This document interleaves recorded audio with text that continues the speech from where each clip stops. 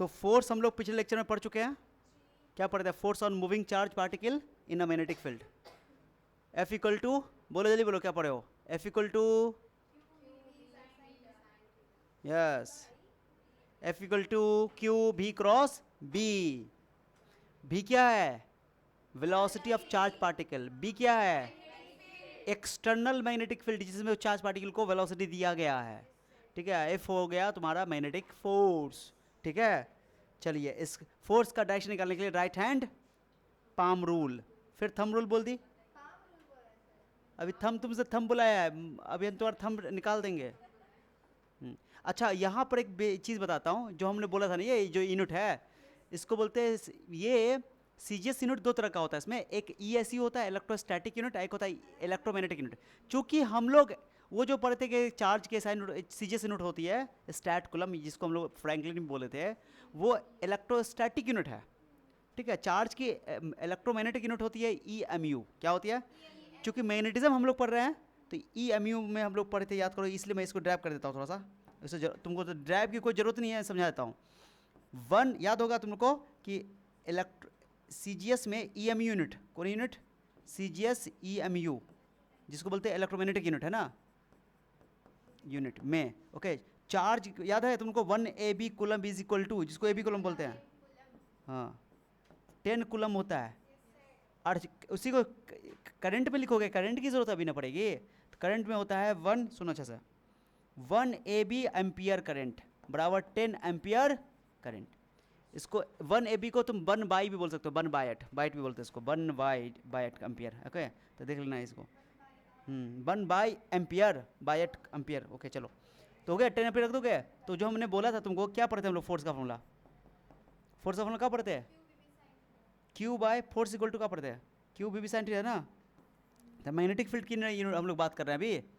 तो magnetic field is equal to हो जाएगा तुमको फोर्स बाय, बोलो, force by Q V B. यानी पढ़े थे, यूनिट के हिसाब से डिसाइड करो, न्यूटन याद करो, या बी का है लिख दिया यार, क्यू भी है ना था।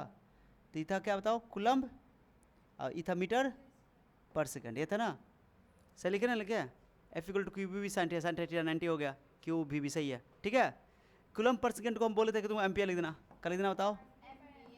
तो कूलम्ब पर सेकंड को इसको एम्पियर बोलना था, क्या होता है? एम्पियर मीटर हो गया था ना, ये एम्पियर मीटर लिखे थे ना, लिखे थे। अब तुम इसको सीजीएस में बदलना चाहते हो, इसमें मैग्नेटिक फील्ड का गॉस में लेना चाहते हो, तो एक गॉस ऐसे लिखोगे, एक गॉस बराबर एक टेस्ला, तो ऐसे हो जाएगा, एक टेस्ला ये हो जाएगा, ये एक टेस्ला हो गया, 1 Tesla. What is this? 1 Tesla, 1 Tesla, 1 Tesla, है ना। थोड़ा साफ से लिखिए देता अच्छा सर को। 1 tesla is equal to, formula हम लोग क्या पढ़ते हैं बताता हूँ, B equal to F by Q V centre हो गया। तो इसमें 1 टेस्ला डिफाइंड हमने कैसे कर दिया था? 1 न्यूटन, बोलो, 1 एम्पियर, छोड़ो कूलम को, छोड़ो डायरेक्टली यहाँ एम्पियर मीटर बोले थे ना, यूनिट के हिसाब से लिख दो ना, 1 एम्पियर मीटर। ठीक है, चलो अब 1 गॉस लिखना चाहते हो, 1 गॉस। ओके, तो लिखोगे 1 डाइन, क्या लिखोगे? एम्पियर को लिखोगे 1 AB एम्पियर, क्या लिखोगे? अब मीटर की जगह लिखोगे सेंटीमीटर। आप समझो आपको ये? अब डाइन का जानते हो 10 का पावर कितना होता है? 5 होता है।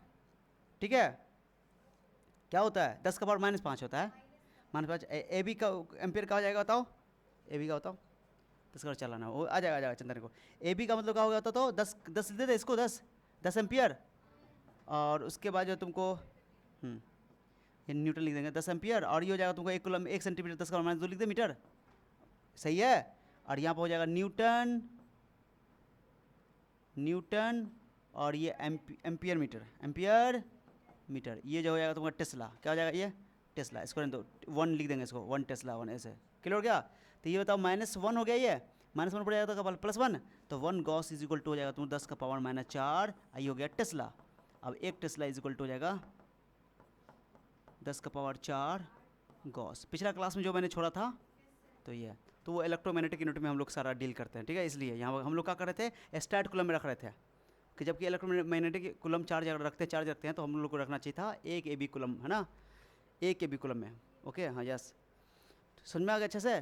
तो हमने ये साबित कर दिया कि 1 टेस्ला में 10 का पावर 4 गॉस कैसे होता है। जरूरत नहीं थी, बस एग्जाम में तो यही पूछा जाता है, बट फिर भी नॉलेज के लिए, ठीक है। अब चलते हैं, हमने फोर्स के बारे में बहुत डिटेल से पढ़ लिया है। अब फोर्स क्या है, जब चार्ज पार्टिकल पर फोर्स लगेगा तो चार्ज पार्टिकल मूव, वेलोसिटी तो होता है ना चार्ज पार्टिकल मूव, तो फोर्स लगेगा तो डायरेक्शन को चेंज करेगा। बताया था कि मैग्नेटिक फोर्स केवल और केवल डायरेक्शन को चेंज करता है।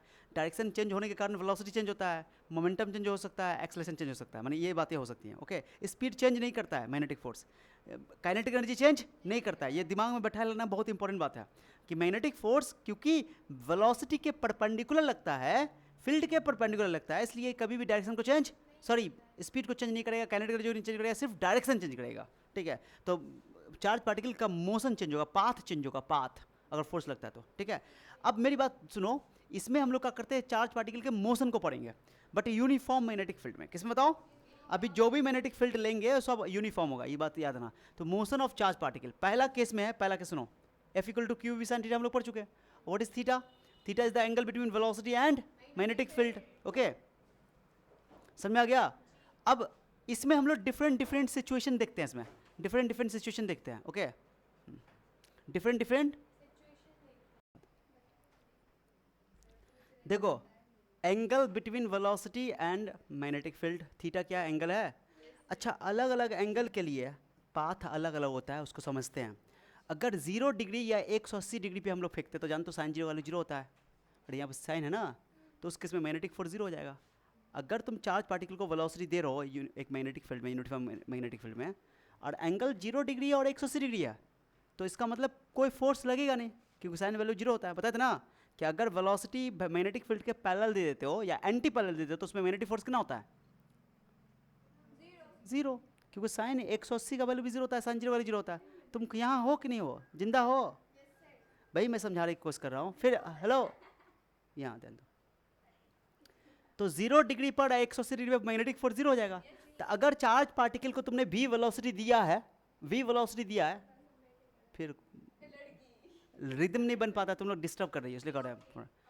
प्लस क्यू चार्ज पार्टिकल है, इसको v वेलोसिटी तुमने दिया है, या तो पैरेलल दो या एंटी पैरेलल दो, इन दोनों ही परिस्थितियों में इस पर कोई फोर्स लगेगा नहीं, नेट फोर्स, मैग्नेटिक फोर्स, क्योंकि केवल मैग्नेटिक फोर्स की बात हम लोग कर रहे हैं। तो चार्ज पार्टिकल जैसे जा रहा है वैसे जाता रहेगा यूनिफॉर्म वेलोसिटी से, उसकी कोई बोलो डायरेक्शन चेंज नहीं होगी, क्योंकि मैग्नेटिक फोर्स तो लग ही नहीं रहा है। तो अगर ये जैसे तुम फेंको तो एकदम सीधे निकल जाएगा बिना डायरेक्शन चेंज हुआ, यानी कि स्ट्रेट लाइन पाथ पे चला जाएगा। कौन पाथ पे चला जाएगा, तो अगर तुमको बोला जाए कि एक चार्ज पार्टिकल को यूनिफॉर्म मैग्नेटिक फील्ड में उसके पैरेलल या एंटी पैरेलल फेंका जाए तो बताओ पाथ कैसा होगा, तो बोलोगे स्ट्रेट लाइन, खत्म, दैट्स इट, यही है पाथ। ओके, क्योंकि मैग्नेटिक फोर्स तो केवल डायरेक्शन चेंज करता है, स्पीड चेंज तो करता नहीं है। तो अगर तुमने 10 की स्पीड से उसको फेंका तो 10 की स्पीड से ही जाता रहेगा। ओके, पाथ भी चेंज नहीं होगा क्योंकि फोर्स लग ही नहीं रहा है। Is that clear. तो ट्रैजेक्टरी किसको बोलते हैं, ट्रैजेक्टरी बोलते हैं मोशन के पाथ को, मोशन के जिस रास्ते पर पार्टिकल मोशन करता है, मूव करता है। ओके, तो पाथ कैसा हो गया, इसमें कोई शक। आ जाओ, अभी गहरी बात से बताएंगे। अभी second case is very very important. अब थीटा 90, अब 0 डिग्री के अलावा, 0 डिग्री और 180 डिग्री के अलावा कोई और एंगल होगा तो उस पर तो फोर्स लगेगा। अब फोर्स लगेगा, फोर्स नॉन जीरो है तो डायरेक्शन चेंज होगा। अब डायरेक्शन चेंज होगा तो पाथ क्या होगा, इसी को हम लोग देखने वाले हैं। ठीक है, तो पहले केस में करते हैं थीटा 90 डिग्री हो। जब भी मैग्नेटिक फील्ड वेलोसिटी वेक्टर के मैग्नेट परपेंडिकुलर होगा तो उसको बोलते हैं ट्रांसवर्स फील्ड। क्या बोलते हैं इसको, मैंने एक शब्द इस्तेमाल करना कि जब भी तुमको लिखा रहे यूनिफॉर्म ट्रांसवर्स फील्ड, समझ आ रहा है कि वेलोसिटी और मैग्नेटिक फील्ड एक दूसरे के 90 डिग्री है। तो एक शब्द को याद रखना कि ये 90 डिग्री का ये मतलब हुआ ट्रांसवर्स फील्ड। कौन फील्ड याद रहेगा, ट्रांसवर्स फील्ड। ट्रांसवर्स फील्ड मतलब बोलो, अरे ट्रांसवर्स फील्ड का मतलब क्या हुआ, ट्रांसवर्स फील्ड का मतलब, ट्रांसवर्स फील्ड का मतलब क्या बताया, बताओ। वेलोसिटी वेक्टर और मैग्नेटिक फील्ड वेक्टर एक दूसरे के, तब इसको बोलते हैं ट्रांसवर्स फील्ड।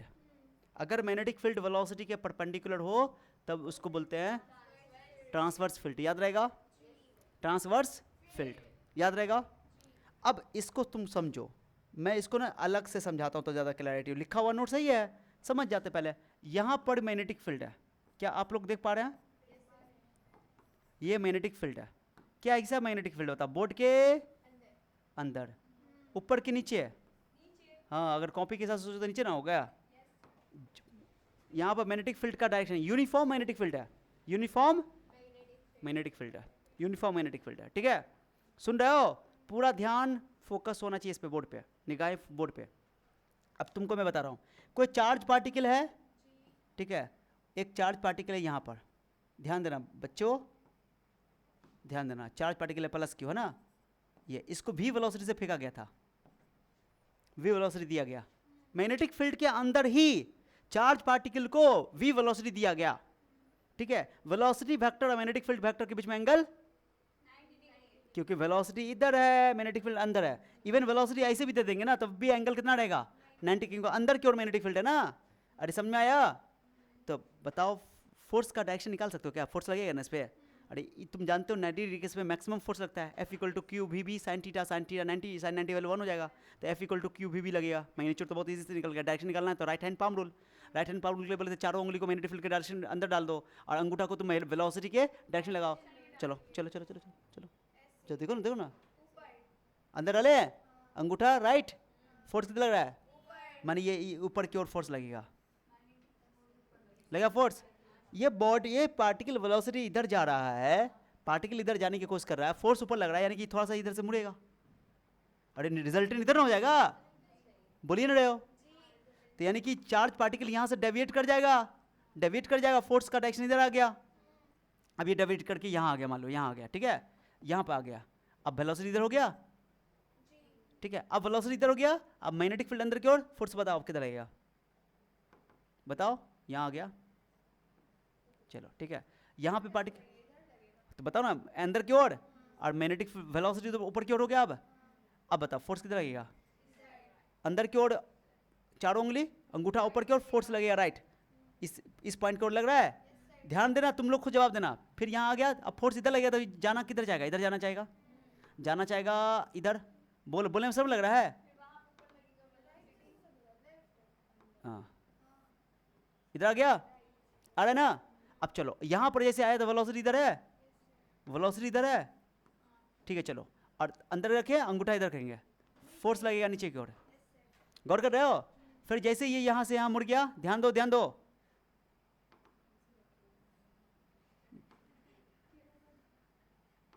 हाथ टेढ़ा नहीं करना है, तुमको बताते हैं हम। चलो इधर आ जाओ, इधर आ जाओ,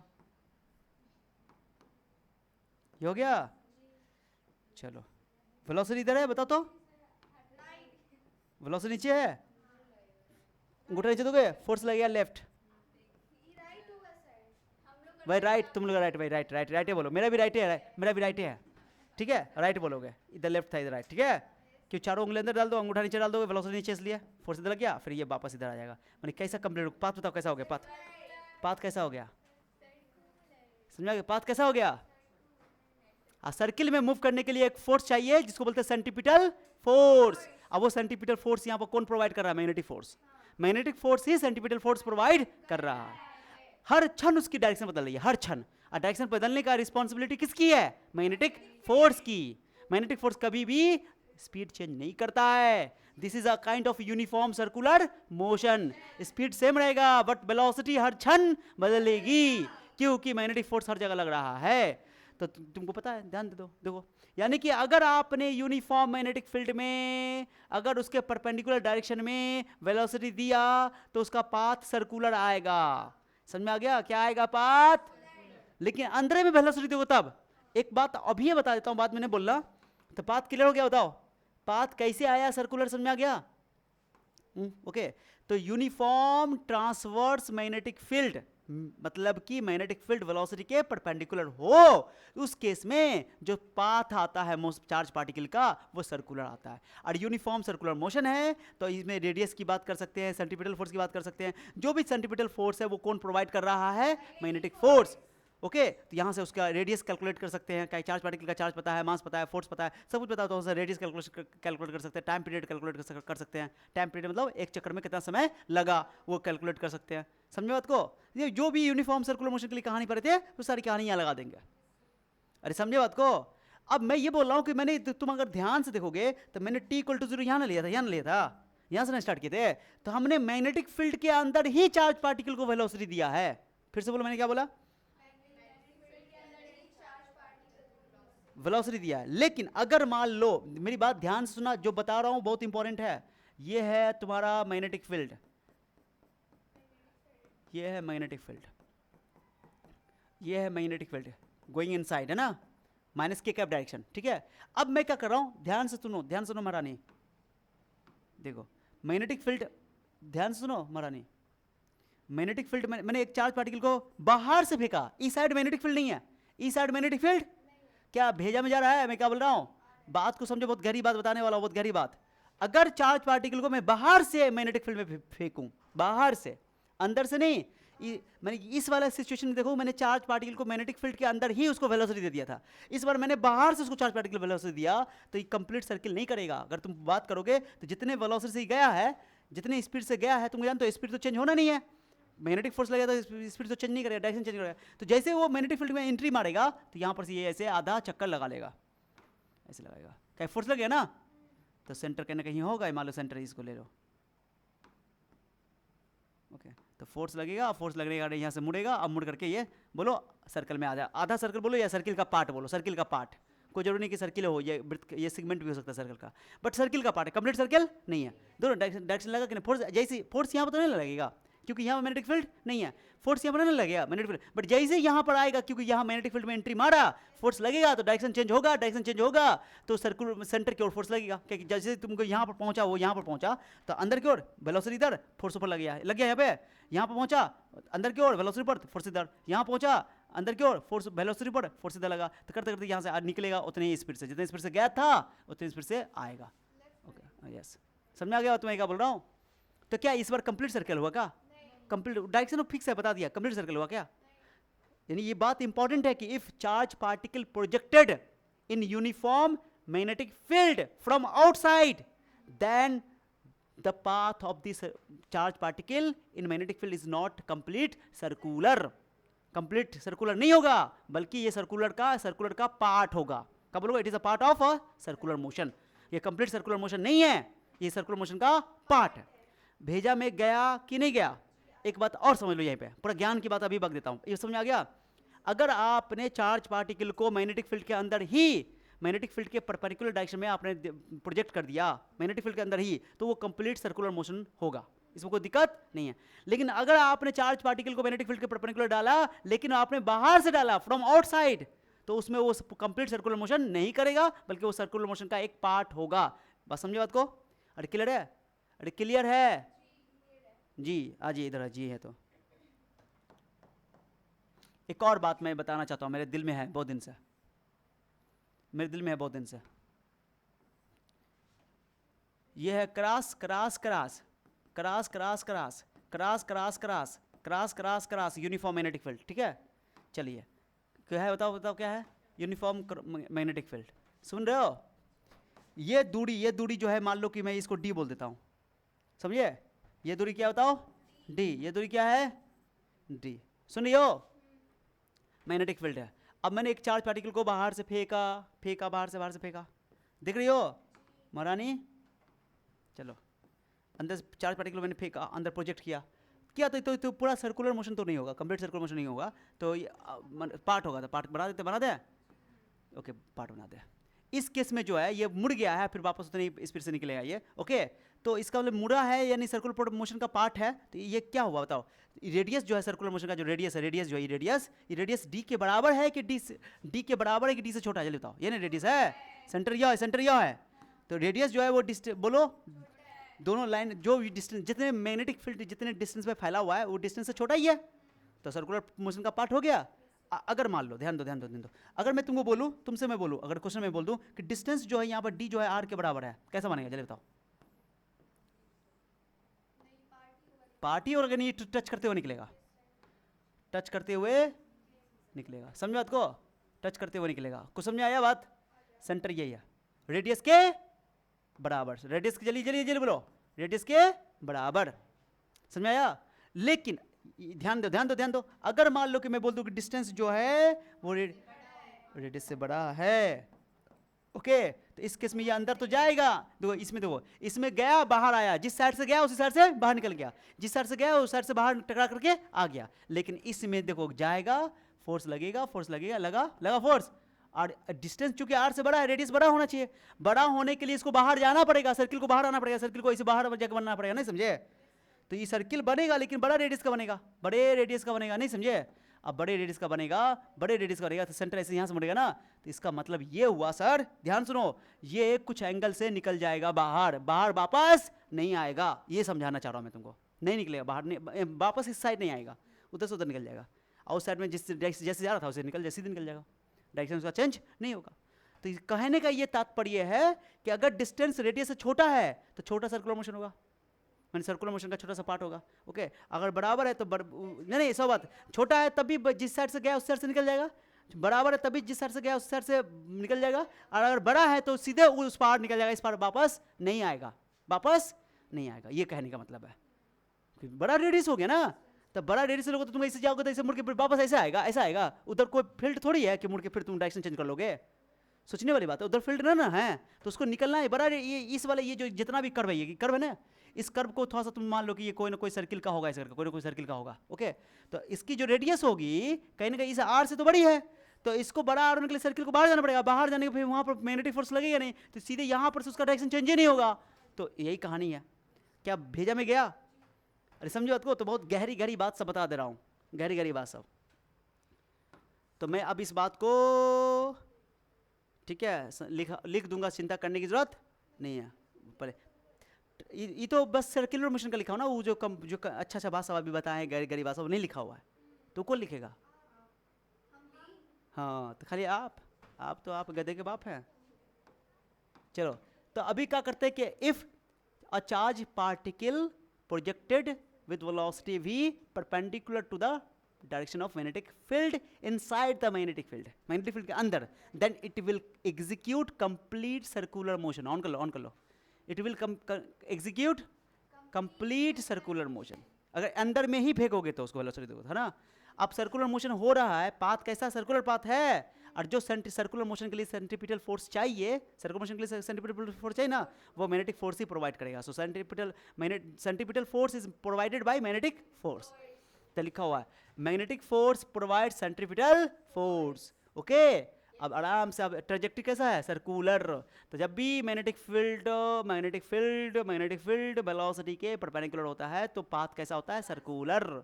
ठीक है, कंप्लीट सर्कुलर तब होता है जब अंदर ही वेलोसिटी दिया जाता है। ओके, और अगर मान लो कि बाहर से दिया जाए तो वो एक सर्कुलर मोशन का पार्ट होता है। ठीक है, चलिए कैलकुलेशन फॉर रेडियस, कैलकुलेशन सब में रेडियस निकाल सकते हो, तो रेडियस निकाल सकते हैं। तो बोले मैग्नेटिक फोर्स ही सेंट्रीपिटल फोर्स प्रोवाइड करता है। You know very well, centripetal force का फॉर्मूला mv²/r होता है। m is the mass of the particle, v is the velocity of particle and r is the radius. Okay, and q v भी sin theta, theta हो गया 90। Okay, यहाँ से mv² = qvr, यहाँ से r निकल जाएगा महाराज, r निकल जाएगा, तो r = हो गया तुमको, पहले एक भी से भी काट दो, भी से भी काट दिया, एक भी से भी कटेगा नहीं कटेगा, यहाँ से एक भी से एक भी कट गया, तो r का फॉर्मूला आ गया तुमको mv/q। This is most important formula that you should remember, mv/qb। Okay, m हो गया मास, b हो गया वेलोसिटी, b हो गया चार्ज, q हो गया चार्ज, b हो गया magnetic field, external magnetic field. ठीक है, समझ में आ गया अच्छे से? अच्छा, इसका क्या मतलब है, मतलब समझो कि जिस पार्टिकल की, चार्ज पार्टिकल की वेलोसिटी अगर ज्यादा होगी तो बड़े रेडियस में घूमेगा, कम होगी छोटे रेडियस में घूमेगा। क्या ऐसे सोचो, छोटे रेडियस वाले जो पार्टिकल होते हैं वो कम स्पीड से चलते हैं, ठीक है, बड़े रेडियस वाले जो पार्टिकल होते हैं वो ज्यादा स्पीड। ये बात कक्षा 11वीं में हम लोग पढ़े थे। और वो झूला पर जो ब्रेक डांस होता है, जो जो बीच में साइड में रहता है उसको ज़्यादा नहीं घूमता है, ज़्यादा दिमाग नहीं नाचता उसका, लेकिन जब जो लास्ट वाला होता है, लास्ट वाला ज़्यादा घूमता है, ज़्यादा दूरी वो तय करता है, उसको ज़्यादा दिमाग घुमाता है। ठीक है, हाँ, ज़्यादा उसको चक्कर आता है। ठीक है, तो लास्ट वाला का रेडियस सबसे बड़ा ना होगा, तो लास्ट वाले का ज़्यादा रेडियस बड़ा होगा तो ज़्यादा वो घूमता है उसका, क्या ज़्यादा स्पीड से वो घूमता है, ज़्यादा स्पीड से घूमता है, स्पीड उसकी ज़्यादा होती है। ठीक है, तो भैया, तो जिसकी रेडियस बड़ी उसकी स्पीड भी बड़ी, और जिसकी रेडियस छोटी उसकी स्पीड छोटी। तो रेडियस स्पीड के डायरेक्टली प्रोपोर्शनल है। अब मास पर भी डिपेंड कर रहा है, डायरेक्टली प्रोपोर्शनल। मास मतलब अलग अलग दो मास की बात होगी तो उसमें भी डायरेक्टली हो जाएगा, चार्ज के इनवर्सली और मैग्नेटिक फील्ड के इनवर्सली। समझो बात को, अलग अलग मैग्नेटिक फील्ड की बात करेंगे तो समझो बात को, ये चीज़ है। अगर तुमको क्वेश्चन पूछ दिया जाए कि चलो कि अगर चार्ज अगर एक चार्ज पार्टिकल है उसको यूनिफॉर्म मैग्नेटिक फील्ड में या यूनिफॉर्म ट्रांसवर्स मैग्नेटिक फील्ड में डाला गया है, यानी कि परपेंडिकुलर डाला गया है, फेंका गया है, तो बताओ कि अगर उसका मैग्नेटिक फील्ड डबल कर दिया जाए तो रेडियस क्या हो जाएगा? रेडियस हाफ हो जाएगा। अगर मैग्नेटिक फील्ड के अगर चार्ज को डबल किया तो रेडियस हाफ हो जाएगा। अगर स्पीड को डबल किया जाएगा तो रेडियस डबल हो जाएगा। अगर मास को डबल किया जाए तो रेडियस डबल हो जाएगा। इस टाइप का क्वेश्चन सब पूछा जाता है। ओके, अरे समझे बात को? अगर अभी तो बात कर हम लोग जो कर रहे हैं, अभी तो हम लोग जो सिचुएशन देख रहे हैं तो उसमें मैं मास को भी कांस्टेंट मान लेते हैं। मान लो मास को कांस्टेंट मान लेते हैं, चार्ज को कांस्टेंट मान लेते हैं, यूनिफॉर्म मैग्नेटिक फील्ड मतलब कि मैग्नेटिक फील्ड कांस्टेंट मान लेते हैं, तो रेडियस जो है वो स्पीड के डायरेक्टली प्रोपोर्शनल। तो ये बात तो हम बता ही दिए, तो ये सब बात देखने से लग रहा है। चलो अब टाइम निकाल सकते हैं कि एक चक्कर में जो लगता है टाइम, उसको बोलते हैं टाइम पीरियड, आवर्तकाल। तो टाइम कैसे निकालोगे? स्पीड इक्वल टू होता है डिस्टेंस बाय टाइम, तो टाइम इक्वल टू होगा speed by distance by speed, distance by, तो एक चक्कर में कितना दूरी तय होगा था? 2πr। सरकमफ्रेंस परिधि, वृत्त की परिधि क्या होती है? 2πr, तो 2πr रख दो। और स्पीड क्या है? v। अरे v ना। अब बात को समझो, याद करो, वो जो चक्का वाला जो घुमाए थे, बताए थे, याद है कि नहीं? बोला जो रिम वाला जो घुमाए थे, दिखाए थे तुम लोग क्लास 11 पे, क्लास 11 में देखा था ना रोटेशन मोशन के अंदर। तो कोई बात नहीं, सुनो। अच्छा बताओ, तो अगर झूला जो ब्रेक डांस है, यहाँ पर ये सेंटर है, एक आदमी यहाँ घूम रहा है, एक आदमी यहाँ घूम रहा है, बताओ एक मैं बोलूँ कि ये इस आदमी को, इस पार्टिकल को एक चक्कर लगाने में 1 सेकंड लगता है, तो ये वाले पार्टिकल को एक चक्कर लगाने में कितना टाइम लगेगा?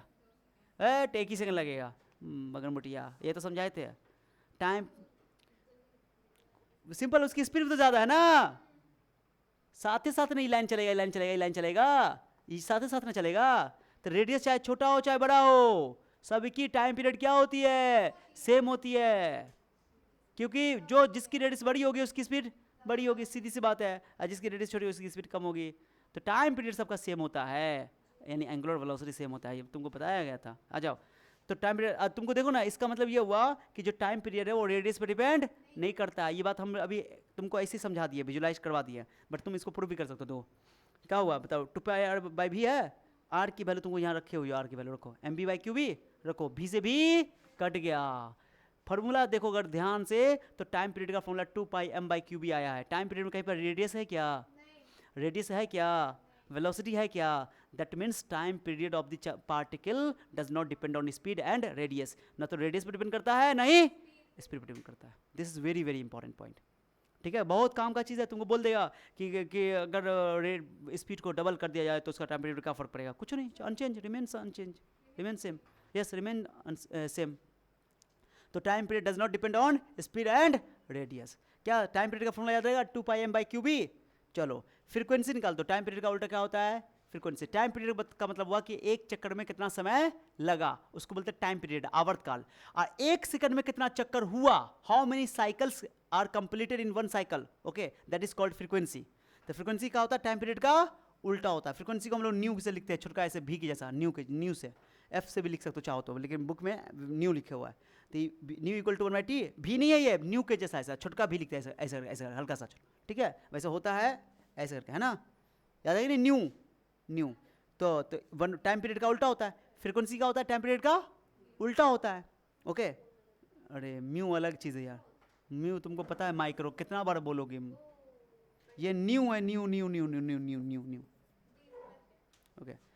फ्रीक्वेंसी टाइम पीरियड का क्या होता है? उल्टा होता है। तो उल्टा कर दो, उसको पलट दो, q/2πm, ओके। टाइम पीरियड भी रेडियस और वेलोसिटी पे डिपेंड नहीं करता है, और फ्रीक्वेंसी भी रेडियस और वेलोसिटी पे डिपेंड नहीं करेगा। एंगुलर फ्रीक्वेंसी निकाल दो। एंगुलर फ्रीक्वेंसी क्या होता है? 2π/t। अरे एंगुलर फ्रीक्वेंसी ओमेगा, तो 2π/t। तो टाइम पीरियड यहाँ रखो, दो से टाइम का वैल्यू रखो, टाइम का ये वैल्यू है, तो रखोगे तो 2π क्या हो जाएगा? कट जाएगा, तो m/q भी, तो q/m भी आ गया, 2π कट गया, ओके। तो ये भी बोलो वेलोसिटी और बोलो रेडियस पे डिपेंड नहीं करेगा, स्पीड और रेडियस पे डिपेंड नहीं करेगा। 100 बात की एक बात, तुमको सिर्फ टाइम पीरियड का तुमको ये याद रखना है। फ्रीक्वेंसी जस्ट उल्टा कर दोगे। एंगुलर फ्रीक्वेंसी में 2π को जैसे 2π से भाग करोगे तो इसका उल्टा कर दो, इसका 2π कट जाएगा, 2π दो नहीं, 2π कट गया, बस q/m, ठीक है। हाँ, इसी को फ्रीक्वेंसी से याद रखना। टाइम पीरियड से तुमको फ्रीक्वेंसी याद आएगा, उल्टा कर देना, और फ्रीक्वेंसी से तुमको एंगुलर फ्रीक्वेंसी याद रखेगा, 2π को हटा देना बस नीचे में से, ठीक है। अरे क्लियर है? तीनों, टाइम पीरियड भी, फ्रीक्वेंसी भी और एंगुलर फ्रीक्वेंसी भी, तीनों स्पीड पर और रेडियस पर डिपेंड नहीं करता है, बस याद नहीं, सबसे ज़्यादा इंपॉर्टेंट पॉइंट है। क्या समझ में आ गया अच्छे से? अरे क्लियर है? अब जो बातें हैं उसको पहले लिख देते हैं हम लोग, लिख दें तब चलेंगे। 2 केस हो चुका है, कितना केस हो चुका अभी? अरे कितनी केस हो चुकी है, बोल नहीं रही है। पहली केस बताओ कि जब 0 डिग्री और 180 डिग्री पे फेंका गया था तो पाथ कैसा था, स्ट्रेट लाइन था, ठीक है। और जब 90 डिग्री पे फेंका जाएगा, ओके, तो सर्कुलर पाथ होगा। हाँ, अगर मैग्नेटिक फील्ड के अंदर ही फेंक रहे हो तो कंप्लीट सर्कुलर मोशन होगा, और मैग्नेटिक फील्ड से बाहर से फेंक रहे हो तो इनकम्प्लीट, यानी कि वो पूरे सर्कुलर मोशन का एक पार्ट होगा, ठीक है। तो इस बात को मैं लिख देता हूं, समझे। ए बउआ, चार्ज पार्टिकल को फेंकते हैं, चार्ज पार्टिकल को वेलोसिटी देते हैं। If a charge particle projected in magnetic field a given velocity, बताओ कहां से आए हो रे। इफ चार्ज इज प्रोजेक्टेड, बोलो projected from, projected from outside, बोलो from outside in a transverse, transverse field मतलब क्या होता है, यूनिफॉर्म ट्रांसवर्स,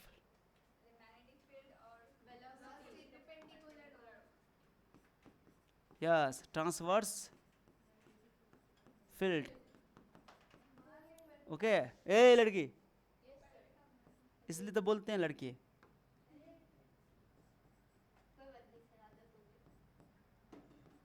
ध्यान ही नहीं है। हो गया, परपेंडिकुलर लिख दिया ना, फ्रॉम आउटसाइड बोलती है, देन आगे क्या लिखो बताओ, क्या लिखेंगे, क्या लिखेंगे बताओ, then it will never execute, execute,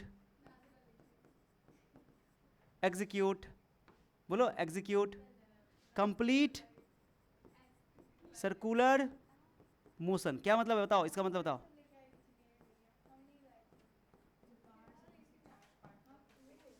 क्या मतलब हुआ इसका, कि अगर बाहर से मैग्नेटिक फील्ड में चार्ज पार्टिकल को वेलोसिटी दी जाती है, फेंका जाता है, तो वो कंप्लीट सर्कुलर मोशन नहीं होता है, बल्कि क्या होता है,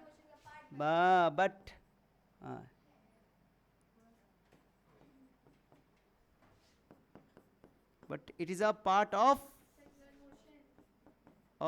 ए सर्कुलर मोशन।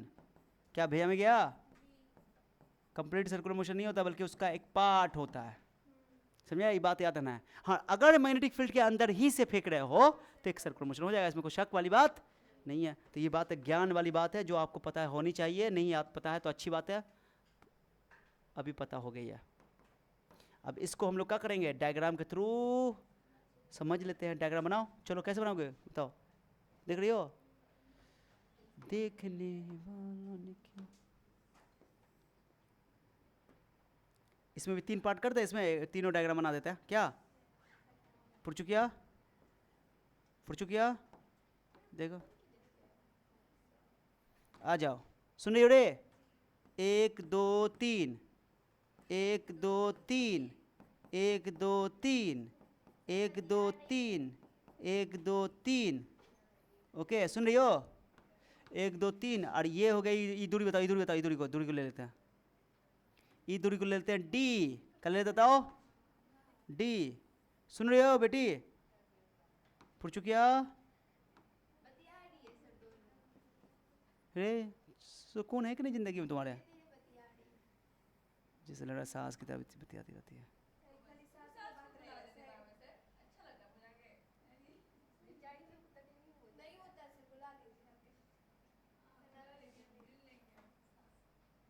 हाँ मिल लो, पान खा के फेंक देगी मुंह पे, तब आ जाओ, ले समझो, relax relax, control control control control. सुनोगी, अगर डी छोटा है आर से, रेडियस से, डी बड़ा है बराबर आर से, या डी बड़ा है आर से, तीनों किस कर लेना। अगर गई, कौन गई, चार्ज पार्टिकल गई, गई गई गई अंदर गई, ये चार्ज पार्टिकल बाहर से फेंकी जा रही है, तो सर्किल तो बनेगी, सर्किल तो बनेगी, बट बताओ पार्ट बनेगी, सर्किल का पार्ट बनेगी, सर्किल का पार्ट बनेगी, ओके। यहाँ से बाहर फिर से निकल जाएगी, ठीक है, ये सेंटर हो गई। हो गया, यहाँ से गई, फिर यहाँ से टच करते हुए वापस आई। कोई दिक्कत किसी को? सेंटर। कोई दिक्कत किसी को? जल्दी बोल दो, टच कर दो। नो, हाँ क्लियर, गुड। और यहाँ से गई, यहाँ से मुड़ते क्या हो जाएगी? यहाँ से ये सीधे बाहर निकल जाएगी, बिना मुड़े निकल जाएगी। यहाँ से आई और यहाँ से सीधे निकल जाएगी। समझ लो कितना अच्छा डायग्राम देखो, डायग्राम देखो, एकदम परफेक्ट बना है, एकदम परफेक्ट हो। सीधे निकल गया, वो थोड़ी मुड़ेगा, वो ऊपर से बाहर मैग्नेटिक फील्ड थोड़ी है। तो ये बदतमीजी नहीं करो, बदतमीजी करना अच्छा नहीं है। समझ रही हो? बताओ समझ में आया कि ना आया? दोनों परिस्थितियों में बाहर निकल गया, जिस साइड से फेंको उसी साइड बाहर निकल गया, बट एक परिस्थिति में बाहर नहीं, उस दूसरी ओर से निकल गया, पुचुकसा नहीं। समझो बात को? अरे किलर है, आ जाओ। ये भी बात समझ में आ गया होगा? ओके। एक क्वेश्चन कराने का मेरा इरादा है, ठीक है? इरादा बताएं? अरे इरादा बताएं? आ जाओ, इरादा बताते तो एक क्वेश्चन करके दिखाओ, तब समझेंगे, दिल्ली खुश हो जाएगी तुम्हारी।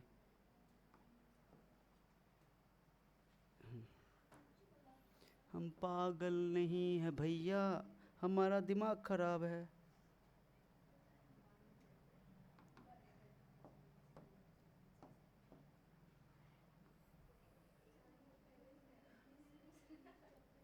ए फुरचुकिया,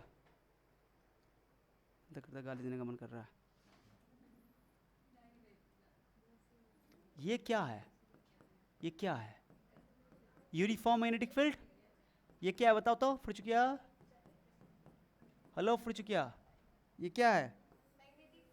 यूनिफॉर्म मैग्नेटिक फील्ड। ये क्या है? देखिए मैं इसमें 3 पार्टिकल को फेंक रहा हूँ। ओके, सुनिए अच्छा से, तमीज़ से सुनिए बात को। 3 पार्टिकल फेंक रहा हूँ। एक पार्टिकल, क्वेश्चन को थोड़ा सा मुझे डिज़ाइन करना पड़ेगा, थोड़ा सा क्वेश्चन तुमको बस खाली कौन टेढ़ा हो गई? ये टेढ़े हो गए। अब ए मिस लाडो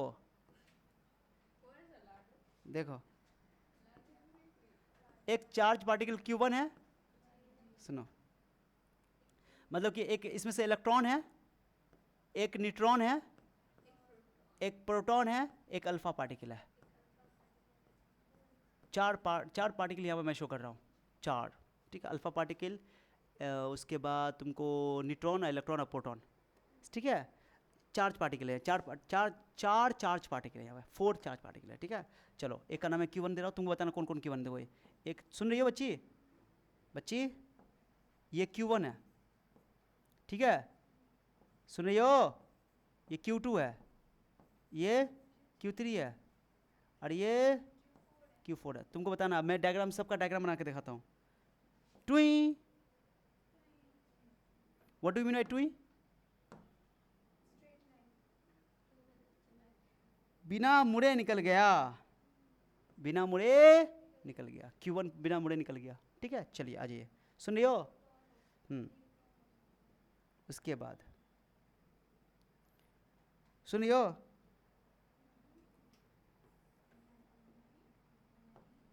नहीं सुन रही हो? ये Q1 है, मैं यहाँ पर Q1 दिखा देता हूँ, ये Q1 है, ठीक है? सुनो रे मिस आफो, देखो, यहाँ से घूमी,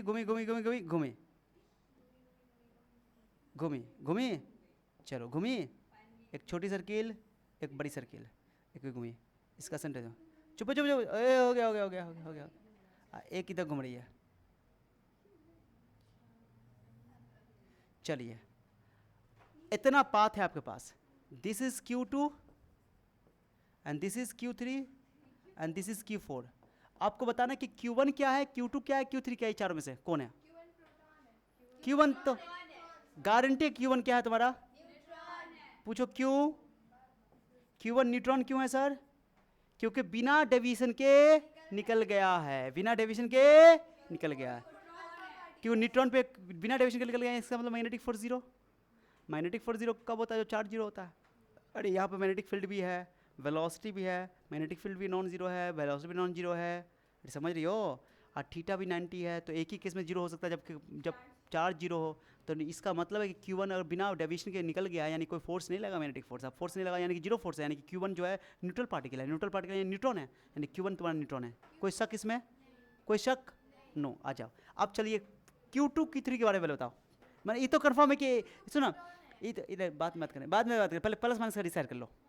ये तो कन्फर्म है कि इसमें से कुछ प्लस होगा कुछ माइनस होगा, ये तो गारंटी है, क्योंकि न्यूट्रल पार्टिकल निकल गया, प्लस पर फोर्स अलग डायरेक्शन में लगेगा, माइनस पे। तो हम लोग तो रूल पढ़े हुए प्लस के लिए ना, पहले लगाते चलो। मैग्नेटिक फील्ड अंदर की ओर, वेलोसिटी ऊपर, फोर्स किधर, इधर, माने इधर सर्किल बनेगा, सर्किल का पार्ट, ठीक है। गारंटी ये दोनों जो दिखाई दे रहा है, दोनों पॉजिटिव है।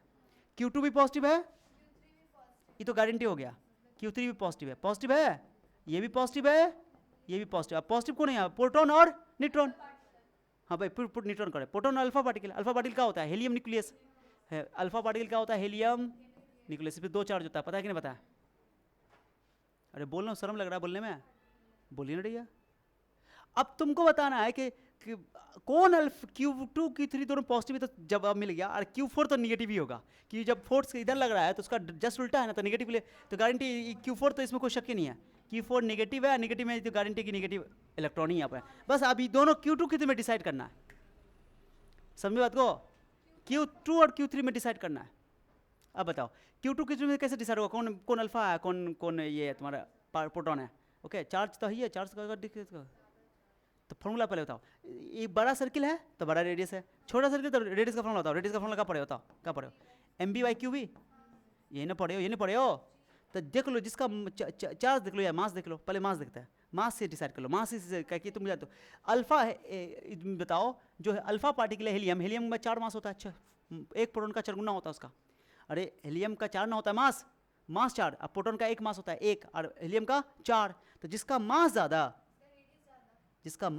उसका रेडियस ज़्यादा। अरे बोलो ना, क्योंकि मास डोमिनेट करेगा। M/Q अगर तुम्हें निकालो, ऐसे सोचो, यहाँ दोनों का वेलोसिटी सेम है, काटो ऐसे निकाल लो। तुमको अगर ज़्यादा डाउट हो रहा है ना, तो मैं एक चीज़ बताता हूँ, क्या दोनों चीज़ डिफरेंट है यहाँ पे। तुम्हें समझा रहा हूँ, बहुत अच्छा क्वेश्चन है, मजाक नहीं करो। MB/QB, बताओ दोनों चार्ज पार्टिकल क्या सेम है? वेलोसिटी दोनों के लिए सेम है, मैग्नेटिक फील्ड दोनों का सेम है। M/Q ना देखोगे, तो तुम बताओ, सुनो, अगर मैं बोलूँ कि इसका निकालो, किसका?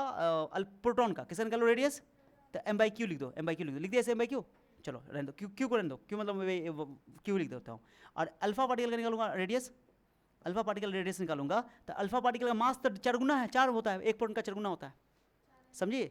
और Q उसका चार्ज जो है दुगुना है, यानी 2 लिख दे। अरे बोलो ना, तो 2 M/Q, जो कि बोलो प्रोटॉन का दुगुना हुआ कि ना हुआ? अरे प्रोटॉन के रेडियस का डबल हुआ कि ना हुआ? गारंटी है कि यहाँ पर जो अल्फा पार्टिकल का है वो प्रोटॉन के रेडियस का डबल है, तो जो बड़ा वाला रेडियस होगा वो तुम्हारा क्या होगा? Alpha particle. That means Q2 जो है तुम्हारा क्या है बताओ? अल्फा पार्टिकल है। समझ में आ गया अच्छा से अब? अरे क्लियर हुआ? तो ये हो गया तुम्हारा अल्फा पार्टिकल। मैं हीलियम +2 लिख देता हूँ सर, क्लियर हो गया। और ये तुम्हारा Q3 जो तुम्हारा हो गया वो क्या हो गया बताओ? प्रोटॉन। क्या समझ में आ गया अच्छा से? ये रीजन समझ आया? अरे हीलियम का मास 4 होता है, कितना बार बोलोगे? हीलियम का मास 2 और 4 नहीं सुने, मास 4 होता है। 2 प्रोटॉन होता है, 2 न्यूट्रॉन होता है, तो 4 मास हो गया। तो जितना प्रोटॉन का मास होता है, प्रोटॉन का मास 1 लेते हैं, तो हीलियम का मास 4 हो जाएगा, यानी एक प्रोटॉन के मास का 4 गुना होता है हीलियम मास। तो मैंने समझाने के लिए तुमको ऐसे समझा दिया।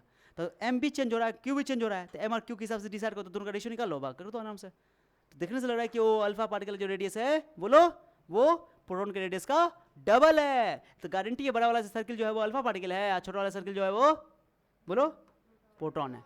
अब समझ में आया? बहुत ही बेहतरीन क्वेश्चन मैंने तुमको करवा दिया अभी, आँख खुला। बस ये चीज़ सब हमको समझाना चाहते हैं। खुला कि नहीं खुला जल्दी बताओ?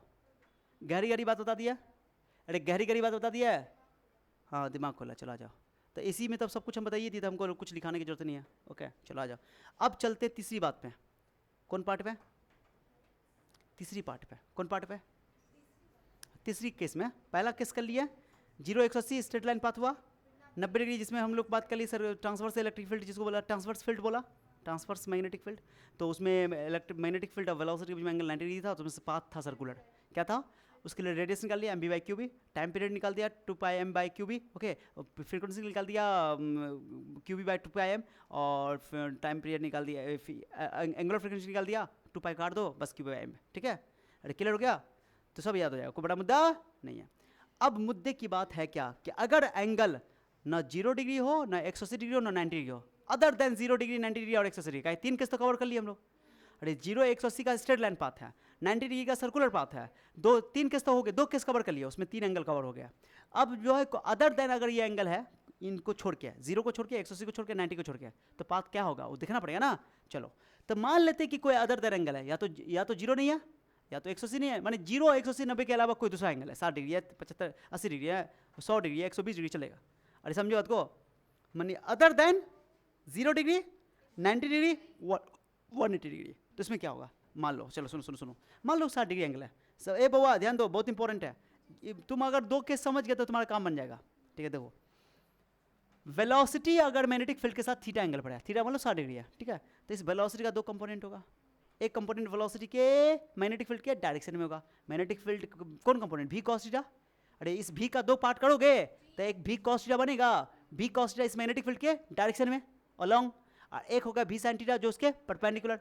अब तुम बताओ अभी पर क्या हो कि अगर वेलोसिटी, यानी कि अब इस वेलोसिटी का दो पार्ट हो गया, कितना पार्ट हो गया, एक पार्ट हो गया जो कि मैग्नेटिक फील्ड के अलोंग है यानी पैरेलल है, और एक पार्ट होगा जो मैग्नेटिक फील्ड के परपेंडिकुलर है। तुम बताओ अगर वेलोसिटी मैग्नेटिक फील्ड के परपेंडिकुलर होता है तो पाथ होता है सर्कुलर, यानी इसकी वजह से मैग्नेटिक वेलोसिटी के इस कंपोनेंट के कारण, जो परपेंडिकुलर कंपोनेंट है उसकी वजह से पार्टिकल सर्कुलर मोशन करना चाहेगा।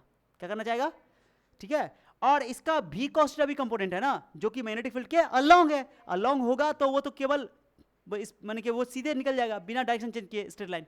ओके, 100 बात की एक बात है कि जब भी वेलोसिटी मैग्नेटिक फील्ड के साथ एंगल अदर देन 0 90 180 बनाता है, उस केस में वेलोसिटी का दो कंपोनेंट बन जाता है। एक कंपोनेंट मैग्नेटिक फील्ड के परपेंडिकुलर होता है जो उसको सर्कुलर में चलने में मूव कर रिस्पॉन्सिबल है, एक उसको स्ट्रेट लाइन में, यानी कि सर्कुलर भी बनेगा बट वो आगे भी जाएगा, सर्कुलर बनेगा आगे भी जाएगा। इसको बोलते हैं स्पाइरल पाथ यानी हेलिकल पाथ। हेलिक्स क्या बोला फिर, सर्कुलर ऐसा नहीं कि सर्कुलर आया एंड पे वहीं पे खत्म हो गया, ऐसा नहीं है। ऐसे सर्कुलर गया, ये आगे बढ़ा, स्प्रिंग के आगे बढ़ा, ये समझ रहे हो, इसको बोलते हैं हेलिकल पाथ। कौन पाथ बोलते हैं, हाँ। अब तुम बताओ स्ट्रेट पाथ की वजह से तो डिस्टेंस ट्रैवल हो रहा है उसका, स्ट्रेट के बाद से वो डिस्टेंस आगे ट्रैवल कर रहा है, इसलिए कंप्लीट सर्किल एक बार में नहीं, ऐसा सीधा आगे बढ़ रहा है। गौर कर रहे हो, जस्ट लाइक दैट, ऐसे देख रही हो, ही यही है, ही, हाँ ऐसे देख रहे हो या ऐसे एकदम, ये ऐसे जरा सर्किल कंप्लीट सटा थोड़ी है, ये आगे भी जा रहा है, देख रहे हो, ओके। और ऐसे ये सर्किल मोशन भी चल रहा है, समझिए बात को, अरे समझिए सर, हाँ हेलिकल पाथ बोलते हैं इसको। कौन पाथ बोलते हैं, हेलिकल पाथ। अब बताओ, अब मैं तुमसे पूछूं कि ये बताओ ये सर्कुलर इसका पाथ कैसा था, बोलो हेलिकल पाथ। अगर एंगल 0 180 या 90 के अलावा होगा तो हेलिकल पाथ में सर्कुलर पार्ट भी चलेगा और तुमको डिस्टेंस भी आगे ट्रैवल होगा, ठीक है। माने जो पैरेलल कंपोनेंट है वेलोसिटी का मैग्नेटिक फील्ड के, वो उसको स्ट्रेट लाइन पाथ के लिए रिस्पॉन्सिबल है, और जो परपेंडिकुलर है वो सर्कुलर के लिए। तो सर्कुलर पाथ के लिए है तो ऑब्वियसली है कि तुमको सर्कुलर पाथ के लिए कौन रिस्पॉन्सिबल, भी कॉस्ट है ना, भी साइन थीटा ना। अरे भी साइन थीटा वाला कंपोनेंट ना, तो तुम इसका रेडियस निकाल सकते हो सर्किल का जो फॉर्मूला पढ़ के आए हो, का पढ़ के आए, mv/qb। तो बस यहाँ वहाँ पे पढ़ते कि अगर भी वेलोसिटी तब mv था, बट यहाँ भी वेलोसिटी का भी साइन थीटा है, बस ये लग दो, मैंने सब फॉर्मूला सेम रहेगा। हाँ बिल्कुल वैसे सब कुछ कर दो, खाली भी की जगह भी साइन थीटा आ गया। वहाँ पे आया था mv/qb, यहाँ पे हो गया भी परपेंडिकुलर, इसको बोलते हैं भी परपेंडिकुलर। क्या बोलते हैं इसको, समझे, यानी कि बस भी की जगह भी साइन थीटा हो जाएगा, क्योंकि भी साइन थीटा ही रिस्पॉन्सिबल है यहाँ सर्कुलर मोशन कराने के लिए, समझे। जो फॉर्मूला तुम पढ़े ना, और टाइम पीरियड तो सेम ही रहेगा, टाइम पीरियड में थीटा तो आया नहीं था, वहाँ पे बताया था ना, थीटा तो नहीं आया था। अरे टाइम पीरियड में वेलोसिटी ना आया था, जिसमें वेलोसिटी आएगा, जहाँ पे फॉर्मूला में तुम सर्कुलर मोशन के केस में तुम सर्कुलर वाला पार्ट जो किया था 90 डिग्री वाला केस में, तो उसमें जहाँ वेलोसिटी आया तो वहाँ भी साइन थीटा रखोगे, क्या रखोगे। बट टाइम पीरियड में तो वेलोसिटी पर डिपेंड नहीं करता है, टाइम पीरियड वेलोसिटी पर डिपेंड नहीं करता है, तो वहाँ पर कोई टेंशन ही नहीं है, यहाँ पे फॉर्मूला वही रहेगा। तो टाइम पीरियड फॉर्मूला वही रहेगा जो पढ़ के आया हो, सेम फॉर्मूला, तो qb/2πm कहाँ गया, सॉरी 2πm/qy, फ्रीक्वेंसी हो गया उसका उल्टा, सब कुछ सेम, समझे बात को। तो इस केस में भी टाइम पीरियड का फॉर्मूला सेम, फ्रीक्वेंसी का फॉर्मूला सेम, एंगुलर फ्रीक्वेंसी का फॉर्मूला सेम, क्योंकि टाइम पीरियड जो होता है या एंगुलर फ्रीक्वेंसी जो होता है या फ्रीक्वेंसी होता है टाइम पीरियड या रेडियस और वेलोसिटी पर डिपेंड नहीं करता, इसलिए समझ में आ गया। वो तुम्हारे सामने प्रूफ करके बता दिया, इतना समझ में आया। इस कंपोनेंट के कारण ये सर्कुलर मोशन कर रहा है। तो जो फॉर्मूला तुमने रेडियस का फॉर्मूला पढ़ा था ना, mv/qb, बस भी की जगह भी साइन थीटा कर दोगे, बस इतना ही है। समझ में आया कि नहीं आया, आता माझी सटकली की अटकली? अरे सटकली अटकली अटकली। ये फॉर्मूला क्या कर दिया यहाँ पे? बताओ फॉर्मूला क्या होता है? एम भी स्क्वायर बाय आर ना, तो भी नहीं लेंगे बल्कि भी साइन थीटा लेंगे, ई वाला स्पीड के कारण सर्कुलर मोशन कर रहा है इस कंपोनेंट के कारण, ठीक है। अच्छा दो लगातार देखो, जैसे मैं तुमको बता रहा हूँ, यहाँ पे आ जाओ, यहाँ पे आ जाओ, आ जाओ,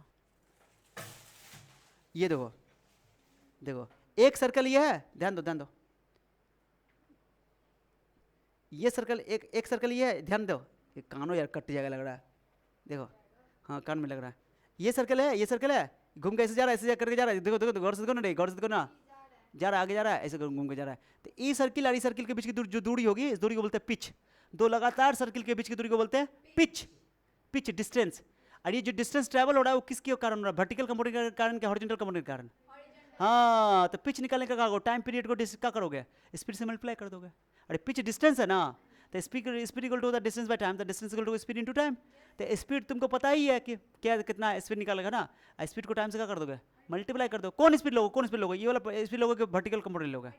ए हॉरिजॉन्टल के कारण वो डिस्टेंस ट्रैवल कर रहा है, तो भी कॉस थीटा लोगे, भी कॉस थीटा को टाइम पीरियड से मल्टीप्लाई कर दोगे तो पिच निकल जाएगा, डिस्टेंस निकल जाएगा। पिच क्या? What is pitch? The distance between any two consecutive circle, okay, that is called pitch. अब पिच का निकालना है तो पिच हो रहा है हॉरिजॉन्टल कंपोनेंट के कारण, यानी भी कॉस थीटा, स्पीड को टाइम से मल्टीप्लाई कर दो, टाइम पीरियड का फॉर्मूला ऑलरेडी हमको पता है ना, तो इसको भी कॉस से मल्टीप्लाई कर दो, तुमको आराम से निकल जाएगा, तो पिच हो गया। पिच समझ आ गया? क्या समझ आ गया? अरे समझ में आ गया कि ना आया? अरे आया कि नहीं आया? पिच समझ में आया? चलो आ जाओ, आगे आ जाओ। पिच यहाँ लिखा हुआ तो pitch the distance covered in helical motion in one cycle, एक साइकिल में, ठीक है, by charge particle is called pitch. अब पिच निकालने के लिए डिस्टेंस है ना, तो भी कॉस्ट को टाइम पीरियड का कर देना पड़ेगा, मल्टीप्लाई करना। तो टाइम पीरियड 2πm/q भी था, पुट कर देना हो गया। तो बस इन पीछे डिस्टेंस है तो मीटर ही ना होगा, इसका साइड लिख दिया है, क्या छोटी बात है, तुम लोग को कहीं भूल जाते हो इसलिए। क्या बताओ इतनी बात समझ में आई कि नहीं आई? अभी और भी बहुत सारी बातें इसमें करनी है। अभी टॉपिक अपना क्या चल रहा है, टॉपिक बताओ। अभी हम ज़्यादा नहीं पढ़ाए आज, motion of charge particle in uniform magnetic field, ठीक है। तो आज का क्लास हुआ कि 3 केस कर लिए हम लोग। कितना केस कर लिया? 0 और 180 केस में स्ट्रेट लाइन पाथ हो जाएगा, और 90 में सर्कुलर पाथ हो जाएगा, ओके। और अदर देन 0 डिग्री 180 डिग्री या 90 डिग्री में हेलिकल पाथ, समझा? हेलिक्स बोलते हैं उसको, ठीक है, समझा गया? तो आपको यहाँ से स्टार्ट करना है, लिखो 1 2 3 4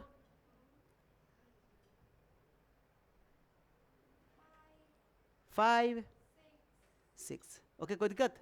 ज़्यादा नहीं लिखना, 6 स्लाइड लिखना है, ओके। Wait, that's all.